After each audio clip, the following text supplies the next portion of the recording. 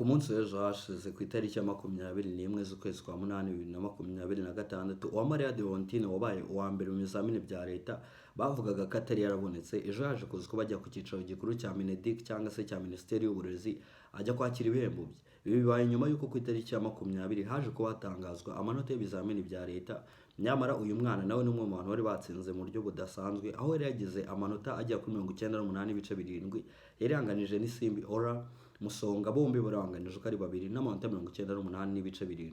Gusa kuri uwo munsi hari babashije kuba hahembwa umuntu umwe, ntabwo bari bahembwe bombi cyangwa se ko bari babiri bari banganije ku mwanya umwe.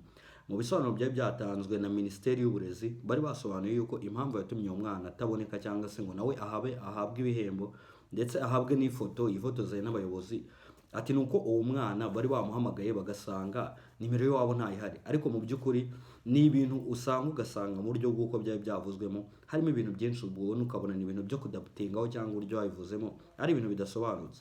Ejo kuri uwo munsi rero ku itariki ya 20, uwari MC cyangwa se uwari uyoboye ibyo bikorwa byo gutanga ibyo bihembo akaba azwi ku izina rya Shakineza Jean Bosco, ubwo yatangazaga mu bwo yahamagaraga abanyeshuri bitwaye neza cyangwa se bagize amanota menshi bahize abandi, yaje kubavuga ati umwana wa mbere ntabwo yaje kuza kuba aboneka cyangwa se ntabwo yabonetse.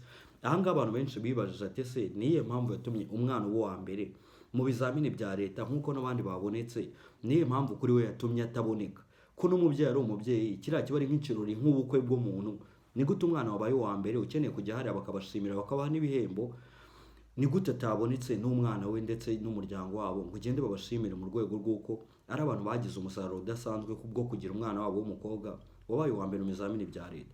Ni ibintu rero bitari byoroshye, abantu benshi bakomeje kugenda bavuga ati ntabwo bishoboka. Ni gute muvuga ko mwabahamagaye, mwabahamagara mukababura, mwahamagara n'iwabo ngo nimero ntayiriho?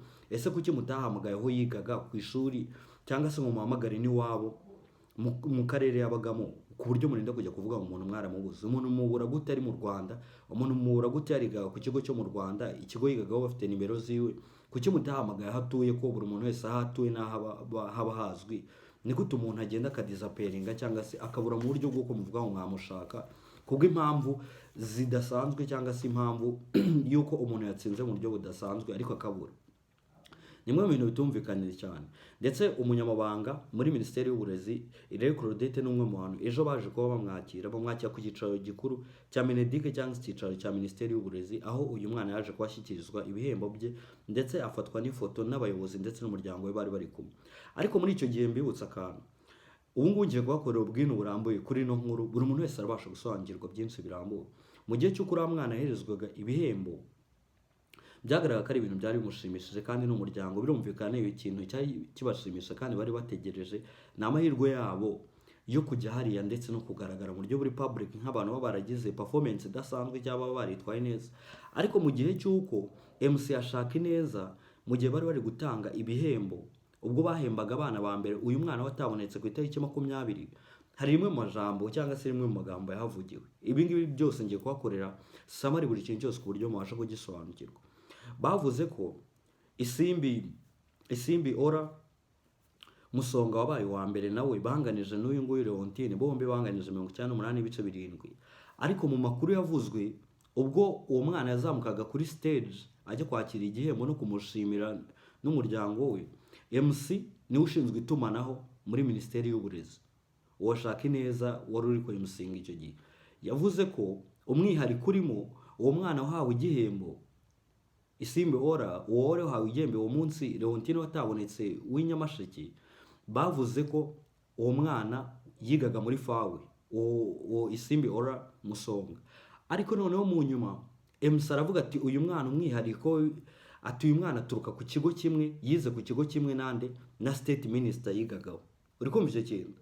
State Minister yigaga ku kigo kimwe na Isimbi Ora Musonga. Noneho uwo mwana we baramwinforminga araza, abantu benshi bavuga ati se ni gute uyu mwana we muvuga ko mwahamagaye iwabo bakaba batabonetse? Ese niye gahunda ibaho yatuma umuryango w'uyu mwana utaboneka mu gihe cy'uko umwana yatsinze, yitwaye neza, afite amanota meza, yabaye uwa mbere ku rwego rw'igihugu? Mwabahamagaye gute ku buryo murinda kujya kuvuga Minisiteri y'Uburezi ngo mwahize umwana muramubura? Mwamuhigiye he? N'umunyabyaha umunyabyaha wakoze icyaha arashakishwa akaboneka, n'uwakoze kesi cyangwa dego ukuntu muramushaka mukamubona. Mu Rwanda igihugu cyacu ni gitoya ku buryo ntamya ko umwana wiga mu mashuri yatsinze ikizamini cya leta kumubona ari ibintu bigoye, none no kumubona kugira ngo tumushimire tumuhe ishimwe ry'uko yitwaye neza. N'igisambo, umujura, ukora icyaha gikomeye turamushaka tukamubona. Ugeze aho abura n'ukwiye gushimirwa ko yabaye uwa mbere mu kizamini cya leta. Ibiro byakurikiye n'inkuru y'umunyamakuru Sam Kabera, uyu akaba ari umunyamakuru wo kuri Radio TV 10. Uyu munyamakuru amakuru yaje kuba yakurura neza ndetse atarira ku gihe, ahita exposa azakana ibintu Minisiteri y'Uburezi yari yavuze ngo baramuhamagaye, ngo bamuhamagaye ngo ntibamubona, ngo ariko ngo n'ibihembo bye birahari naboneka ngo azabibona. Uwo munyamakuru yaje kuba avugana n'umuryango wande uriya mwana wa Marere Leontine, amaje kumuvugisha avugisha n'iwabo. Iwabo bavuga yuko uko kubahamagara batigeze bahamagarwa ngo bajye kwakira ibihembo byabo cyangwa se bajye kwakira ibihembo umwana wabo yatsindiye mu bizamini bya leta bisoza icyiciro cy'amashuri cya Tronkomé mu wa gatatu segonderi ahazwi nka Orevo mu Cyongereza. Iwabo bahise bahakana ayo makuru, ndetse aho ngaho iwabo bavuze ibintu bitandukanye, bavuga ko batigeze bamenyeshwa n'ayo makuru, batigeze bayabona. Ati byaratubabaje cyane, ni ibintu bitigeze bidushimisha na gatoya kuba tutarahamagaye ku itariki 20 ngo natwe tujye hariya twakira ibihembo dushimirwe, ndetse umwana wacu byibura natwe tujye mu birori nk'abandi. Urumva abantu bavuga gutyo ni abantu baba batabonye amahirwe yo kuba bahamagarwa, kuko umubyeyi ntabwo wamuhamagara niba sejo baraje, niba twaba tugiye kuvuga ubushake bwabo bwatumye icyo gihe bataza, ni icyo kintu cyari butume bataza. None umunyamakuru Sam Kabera wo kuri Radio TV 10 yarababajije, arababaza ati se ni iyihe mpamvu ubundi kuza kwanyu kuki mutaje byifashe bita? Ati se twari buze dute? Ninde muntu rero watumenyesha, ninde muntu rero waduhaye amakuru? Byumvikana ko ababyeyi b'uyu mwana nta muntu wigeze ubaha amakuru mbere yuko abantu bagombaga kuza, cyangwa se ibyo birori niba bari batsindishije umwana wabo yari yabaye wa mbere mu Rwanda, ariko nta muntu wigeze ubahamagara ngo ababwiye ngo muzaze Kacyiru muze kwakira ibihembo byanyu n'abandi batsinze tubashimire ndetse muhabwe n'ibihembo by'ishimwe n'umwana wanyu, ndetse anifotozanye n'abayobozi bagiye batandukanye. Ntago rero ariko byaje kuba bigenda, byaje ku uburyo byagenzemo byarangiye wa mwana atagiyeyo, bahemba abandi bana. Ariko mu bintu byajemo, ndagira ngo abantu benshi muze kuba nk'abantu musubira kuri internet cyangwa se mushakisha amakuru, cyangwa se ndanayabashakira ni mu bishaka bamwe mwabimbwira. Ku rubuga rwa Minisiteri y'Uburezi baragiye bandikaho ifoto y'uriya mwana Isimbi Ora Musonga ko ariwe wabaye uwa mbere.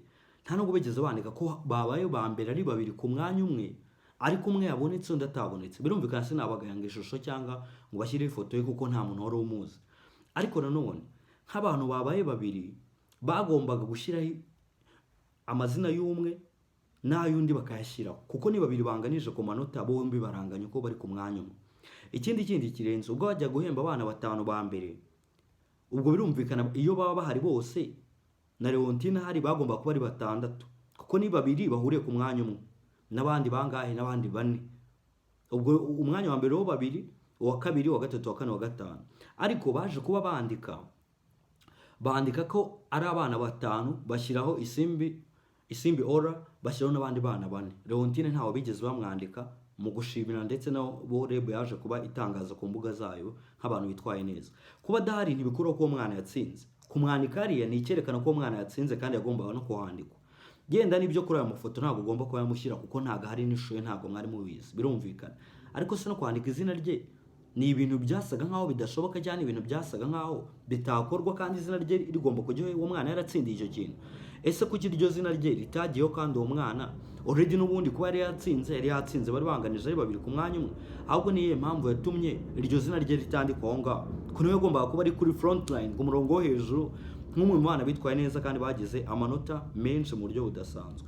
Ndetse mu gutanga amanota mu gihe cyo kuba baraganiriza itangazamakuru riganiriza Isimbi Ora Musonga, uriya mwana wari wabaye wa mbere wakiriye igihembo ari kumwe n'umuryango we ku Kacyiru, bamubazaga ibya Leontine. Ubundi mu buryo basomaga amanota, Leontine niwe muntu wazaga imbere, none Leontine akabanza wa Maria Leontine, agakurikiraho Isimbi Ora Musonga. None abanyamakuru mu kujya kubaza, ubwo babazaga uriya mwana wabaye wa mbere wakiriye ibihembo we kuri uwa munsi wari uhari, baramubazaga ati uwa Maria Leontine. Umwana we yarabumvaga akicecekera, muze kujya muri video mubirebe neza. None umwana we yabyumva akicecekera, bakamubaza ati banga wakoresheje witwaye gute ibiki n'ibiki. Ariko impamvu umwana yari ari quiet cyane cyangwa yacecekaga ubwo bavugaga ibyo bintu, yumvaga ko izina bari kuvuga ku mwanya wa mbere ari uwa Maria Leontine kandi we bamwita Isimbi Ora Musonga. ubwo urumva yaravugaga ati iri zina bari kubanza ntabwo ari iryanjye, hari undi bari kubanza, reka nceceke sinajya kuvuga mu mwanya we, kandi iri zina n'ubundi atari iry'iki, atari iryanjye. Kandi ku mbuga nkoranyambaga n'ubundi hejuru, nubwo wajya kuri interineti, nubwo banganije amanota, uri hejuru kuri front line ku murongo wo hejuru ni uriya mwana wa Maria Leontine. So uriya rero we yabaga umuntu uceceka, kuko yavugaga ati reka ntuze nibambaza nanjye ndavuga, kuko ntabwo najya kwitaba umwanya w'undi muntu cyangwa se ngo njye kuvuga ibintu bigaragara ko atari njye bari kuvugisha. Uriya mwana rero hari abanyamakuru bagiye batandukanye. Ubu munyamakuru Sam Kabera kuri Radiant TV 10 yaje kubabaza abayobozi bo muri Minisiteri y'Uburezi cyangwa se muri Rwanda Education Board, arababaza ati se uyu mwana ko hari amakuru muvuga yuko mwamuhamagaye, nyamara iwabo nkaba nabavugishije. We yakoze research ye cyangwa research ye, abasha kwavugisha iwabo uriya mwana mbere yuko abatumira ku munsi w'ejo kuri 21. Arabahamagara ababaza ati se ko mutahamagawe cyangwa se mutigeze muboneka mu birori byo gutanga ibihembo kandi mufite umwana wabaye wa mbere, what's wrong? Ni cyo kibazo kirimo aho ngaho, ni iyihe mpamvu yatumye mutaboneka? Iwabo uriya mwana bamweruriye ko batigeze bahamagarwa n'ibyo bintu REB cyangwa se inzego zishinzwe uburezi za NESA zivuga ko zabahamagaye zigasanga telefone itariho, ari amanyanga, ibyo bintu bitabaye. Ibi byerekana kwivuguruza urwego rw'igihugu rushinzwe uburezi ruvuga ngo rwahamagaye umwana ruhamagara iwabo, nyamara mu by'ukuri wa muryango bahamagara batarigeze bajya gute bawuhamagara. Kandi in fact yuko iyo bamuhamagara bakanamubura wa mwana yenda kuri telefone, bagomba guhamagara nimero ya se, bagahamagara nimero ya nyina, banababura abo ngaho kuri telefone bagahamagara nimero yo mu karere, banayibura bagahamagara mu murenge cyangwa se bagahamagara no ku ishuri yigaga. Aho hose ni ahantu muri REB cyangwa muri Minisiteri y'Uburezi baba bafite kuri ikintu cyo gushimira umwana watsinze neza. Nibwira ko ari ikintu baba bagomba gukurikirana bakamenya amakuru y'ibyo bintu. Ndetse ikintu kibabaje aha ngaha kinateye agahinda, ubwo uriya mwana bamubazaga, uwo munyamakuru Sam Kabera, uriya mwana atangaje ko byamubabaje cyane. Aravuga ati ni gute natsinze sinahamagarwa, nanjye nari nkeneye kujya hariya, nanjye nkashimirwa nk'umuntu witwaye neza watsinze. Kandi koko disi binavuga birumvikana, atari ko ntabwo ariko byagenze. Nari nkeneye kujya aho nzarabyibura n'ababyeyi banjye baterwa ishimwe no kubona nanjye natsinze, nabigezeho no munsi nabaye wa mbere mu Rwanda. Ntibikiri kuba ndi umunyabwenge mu rugo, ntibikiri kuba ndi umunyabwenge ku ishuri, mbaye umunyabwenge ku rwego rw'igihugu. Ati nayo mfite icyizere, mfite confidence yuko nzatsinda ikizamini cya leta ndetse nkitwara neza. Atari ko byarambabaje kuba ntarabonetse hariya. Ati nari nkeneye no kujya hariya ngafata iyo foto nk'ifotoza n'abayobozi muri Minisiteri y'Uburezi. Can you imagine ibintu nabyumva? Umwana yari ababaye, kandi koko ntago bikora ko ababaye. Urumva still bamuhamagaye, bamuhaye igihembo nibyo, ariko kuki batamuhamagaye mbere bakaba bamuhamagaye nyuma? Bakabaye barabikoze imbere. Imbaraga bashyize mu kumushaka ejo ntago ari zo bakabaye barakoresheje ejo, bagomba kuzikoresha mbere. Ese ko amanota bari batangiye kuyamenyesha kuri 15 ati amanota azasohoka kuri 20, bakajya naho bahamagara bakavuga ati mwagize amanota meza, muzitegure muzane n'ababyeyi banyu. Uriya mwana we bamuguze gute? Ese iyo bamubura kuri telefone bari buburana nimero y'iwabo? Ese iyo baburana nimero y'iwabo bari buburana nimero yo mu karere haba? Ese iyo baburana nimero yo mu karere bari buburana nimero y'ikigo yigagaho, ku buryo icyo kigo kijya no kumureba akavuga ati umwana wacu yabaye wa mbere, tujye kumushaka tumwemfominge tumuhe amakuru, ejo bundi biteguye n'iwabo bazajya i Kigali babaha igihembo, banabashimira nk'abantu bitwaye neza. N'abayobozi b'ikigo mwajyana nabo baba bakeneye agafoto babone ko bigishije umwana neza agatsinda akaba wa mbere. Ninde muntu aterwa ishema n'icyo kintu? Amakuru yarahari inama. Uriya mwana ku munsi w'ejo amakuru kabisa hari atariho n'ivumbi kabisa. Yanga ari amakuru agezweho. Uriya mwana bamusanze mu murenge wa Rwimbogo, aha ngaha ni mu kagari ka Mushaka mu karere ka Rusizi. Ejo niho hantu bari cyangwa niho hantu batuye. Kandi ku munsi w'ejo uriya mwana yaje kuza mu gitondo cya kare, mu gitondo Vice Mayor cyangwa se Etat Civil cyangwa se ushinzwe ibyerekeye n'imibereho ukuntu yari yabyukiye iwabo n'imodoka, ya modoka y'akarere murazizi, za modoka zigendamo abantu b'abayobozi cyane. Imodoka ejo nibwo yazindukiye iwabo. Aya makuru nta vumbi nari cyari yariho, nta nubwo ewana yanga no wamamagara najya kuyasobanura, kandi nzi ko natsinda to. Ku munsi w'ejo imodoka yazindukiye iwabo. Yamaze kuzindukira iwabo imodoka yo ku karere ka Rusizi. Ubwo yari igiye kureba uno mwana, kuko aribwo bari babonye amakuru ati uwo mwana nyabuneka mumuzane tumuhe ibihembo bye tunamushimire, dore n'umwana yaratsinze kandi ntabwo twigeze tujya tumushimira nk'uko abandi twabashimiye. Imodoka yazindukiyeyo y'akarere ya Vice Mayor. ajya kureba ajya kureba uno mwana ni wabo kugira ngo bamenyeshe amakuru. Ariko mu kujyayo n'ubundi yasanze abantu bari babizi ko batsinze, ntabwo ari inkuru nshya yari agiye kubamenyesha, ahubwo bibaza ngo ko twatsinze abandi bagahembwa, twe twahowe iki, ni iki cyatumye bataduhemba? Imodoka rero nk'uko mwabibonye ku mugoroba w'ejo hashize, ya modoka niba mwarebye ku mavideo, iriya modoka yari iri hariya ni imodoka y'akarere ka Rusizi. Uriya ni visi meya wari wazanye nande n'uriya mwana.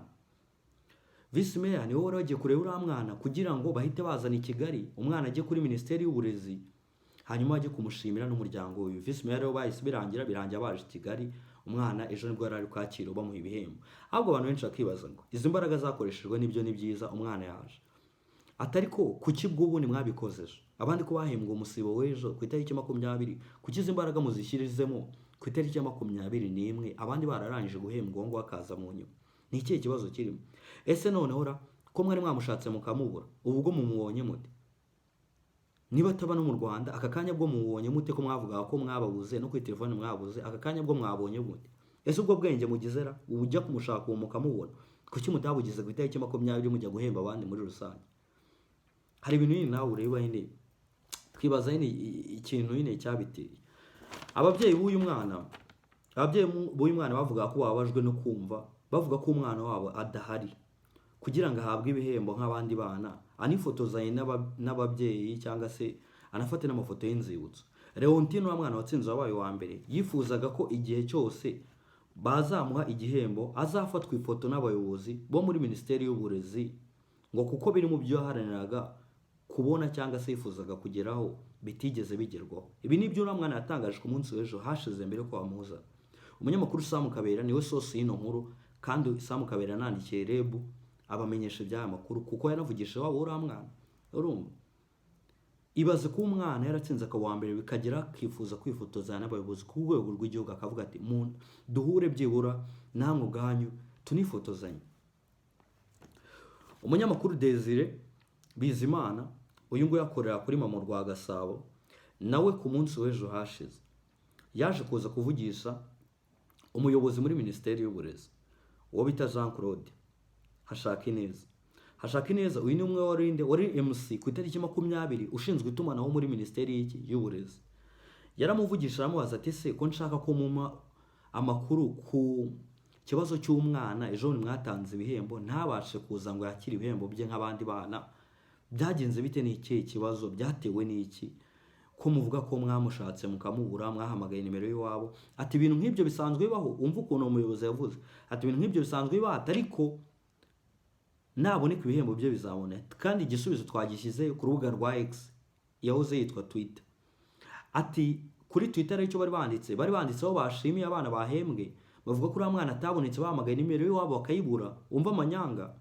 Ati noneho nyuma yo guhamagara nimero y'iwabo tukayibura, ati ariko igihe cyose azabonekera nta kabuza ibihembo bigeze gute, ibihembo birahari.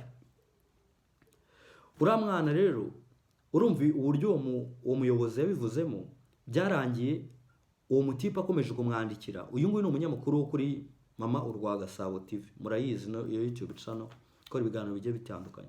Uwo mutipe yakomeje kugenda amubaza ati none ko urumva ko hari amakuru yatangajwe n'iwabo uriya mwana, bavugaye n'umunyamakuru Sam Kabera wo kuri Radio TV 10 batangaza ko ibyo mvuga ko mwigeze mubahamagara cyangwa mwabakeneye ngo bazaze Kigali bakira ibihembo nk'abandi babyeyi banashimirwe nk'abandi bana, ko hari amakuru avuga ko abo bantu mutigeze munabahamagara.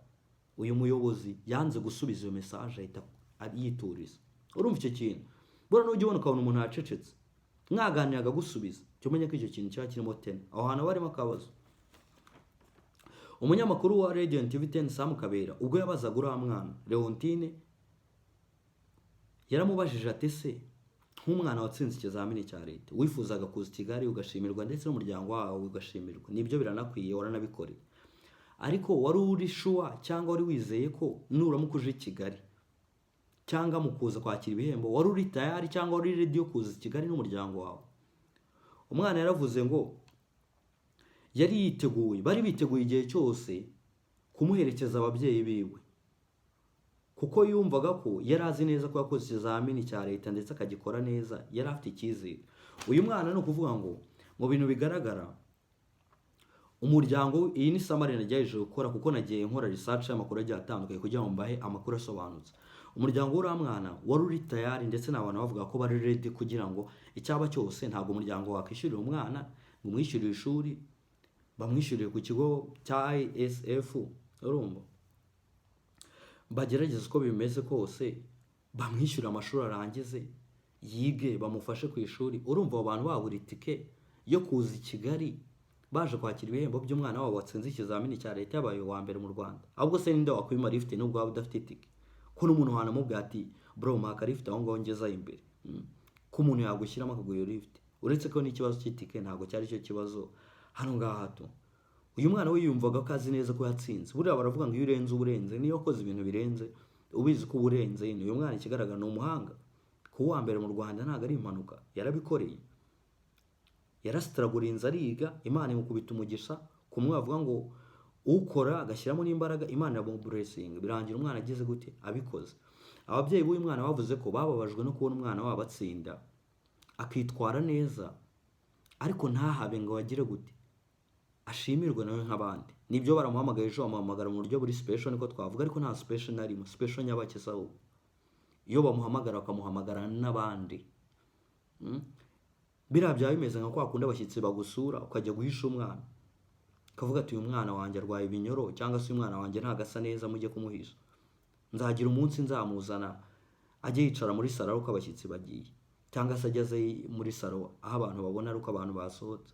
Kuki uyu mwana atahamagawe ku itariki 20 nk'abandi? Usuka bino bintu byanyeretse ikintu kimwe, bino bintu byanyeretse ko i Nyamasheke atari ahantu hafi. Niba umwana w'i Kigali muri Gasabo abasha kuboneka, umwana w'i Nyamasheke akabura, ari mu Rwanda, ibi bintu ino skandali itumye rero nyinyuzamo ijisho na Nesa mu buryo budasanzwe. Urwego rw'igihugu rugira amafuti nk'aya mu buhe buryo? Ese koko tuzageza he tugira abantu b'abayobozi bakora ama mistake nk'aya ngaya badakenewe? Perezida arababwira ati mwitwararike, ijisho ryanyu mukorera abanyarwanda. Umuntu arabona ikintu cyiwe ugasanga yatsinze, yaperforminze neza, ntimumuhamagaye. Ejo aba bayobozi murabona mutamudusebya koko? Mwirwe mubwirizwa n'umukuru w'igihugu ngo umuturage ku isonga. So uyu mwana si umuturage se? Abo bayobozi mwicaye aho ngaho muhembwe amafaranga, ntimuri abakozi bacu?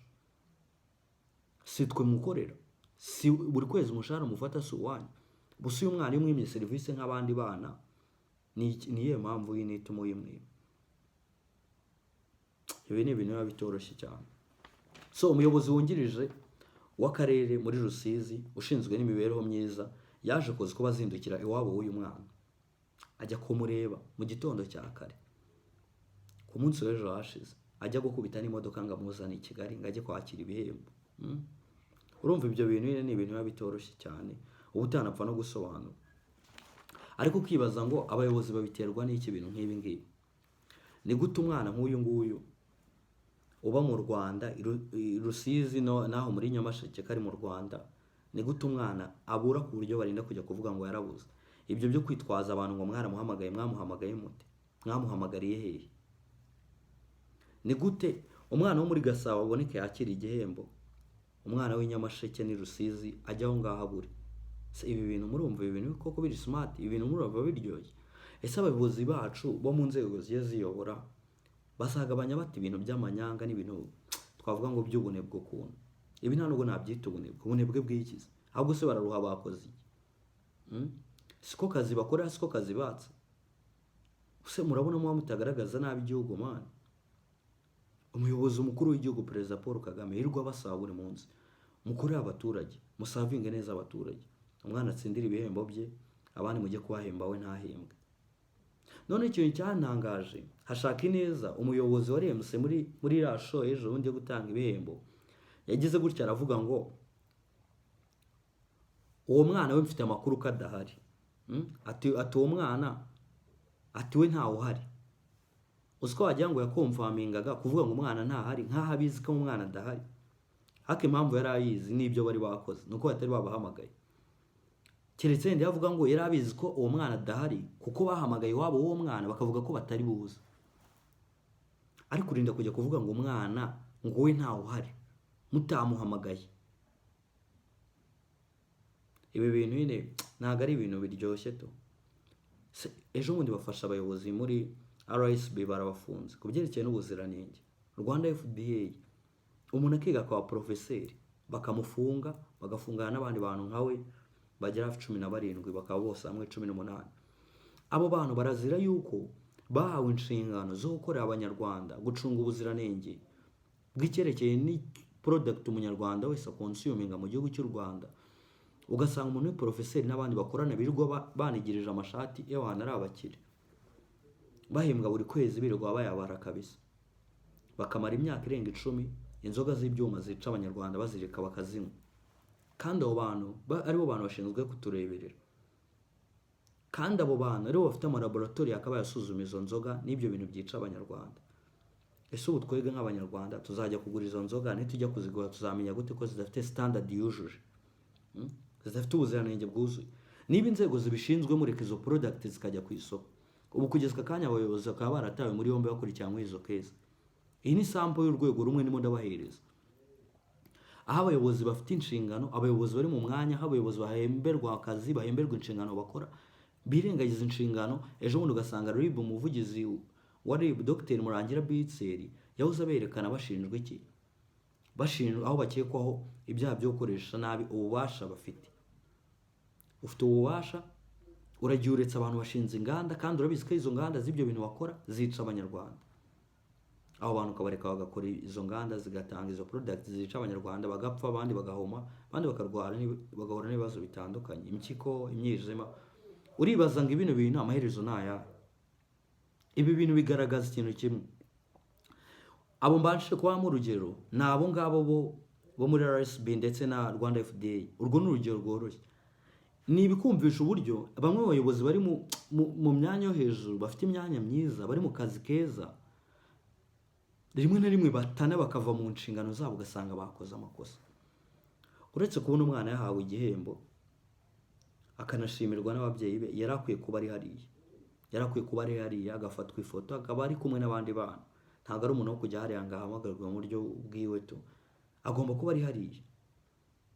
Izo mbuga nkoranyambaga uwo mwana mutigeze mu postinga nibyo ntabwo mwari mumuzi, ariko se n'amazina ye ntabwo mwari muyazi ubwo mwashyiragaho ba winners, abatsinze. Kuki izina rye ritanditswe hariya? None ngo minister state minister ngo yigaga FAO. None se twe nk'abana b'abakene mana bize muri 9 ubu byaba bivuze ko yene twajya dufesinga utuntu nk'utu ngutu? Se byaba bimeze bite? Ese ikibazo ni ukuba umukene? Ese ikibazo ni ukuba wagira amanota menshi utayadizavinga? Ese ubundi se ni gute utayadizavinga? Babana bo mu bakire benshi barya amasote, barya inyama. Mana umwana mwiza kabisa, kana gafite na discipline tu, kana gafite discipline. Mana umwana yino kubwa ati nge nta masengesho ndifuza kurenga ahangaha, ndifuza kugera kuri ibi. Hari igihe wumva na speech y'umuntu mana ko ati uno mwana afite discipline tu.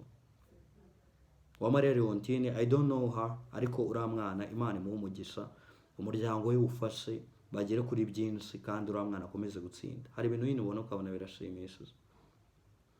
Ariko ukibaza ngo Minisiteri y'Uburezi hano hane kwiye gukora iki? Biba bikwiye ko buriya ntago hari umuntu bitaga Desmond Tutu, yari umwigisha cyangwa se umukozi w'Imana mu kuntu nkuko bavuga muri South Africa.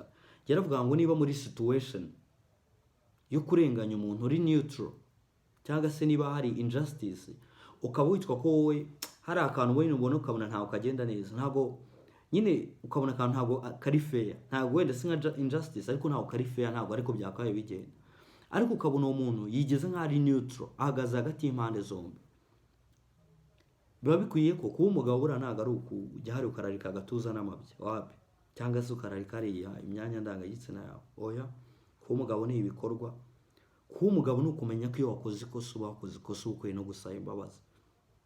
Ahangaha niho hantu abantu banesa, abantu bashinzwe uburezi bakaye kuba bakosora ikosa bakoze. Ibintu nk'ibi nikongeye ko uretse n'ibyo ura mwana akwiye no kwaka imbabazi, ndetse n'abanyarwanda mukatwaka imbabazi, kuko nk'urwego rw'igihugu dufitiye icyizere kuba mwakora mistake nk'iriya, ukajya kubeshya ngo umuntu mwaramubuze, mwamuburiye heza, aba muri Kongo, aba hese ntago aba mu Rwanda. Ubu se noneho kuki mwamubonyera, mwamukuye he noneho? Yabonetse ati aho mwamukuye byabasabye indege, byabasabye iki? kuki imbaraga zakoreshejwe ejo mu kujya kumushaka atari zo mwakoresheje mbere ngazi nawe ahemberwe hamwe n'abandi bantu? Bino bintu biba bibabaje man, biba bibabaje tu. Hari igihe numva story nanjye nkumva irambabaje, nkumva inteye agahinda bitewe nuko mba numva ibyo bintu atari ko byakagenze, atari nako byakabaye mu Rwanda rwacu dukataje iterambere turarimo turarijyana, abandi bari kudusubiza inyuma.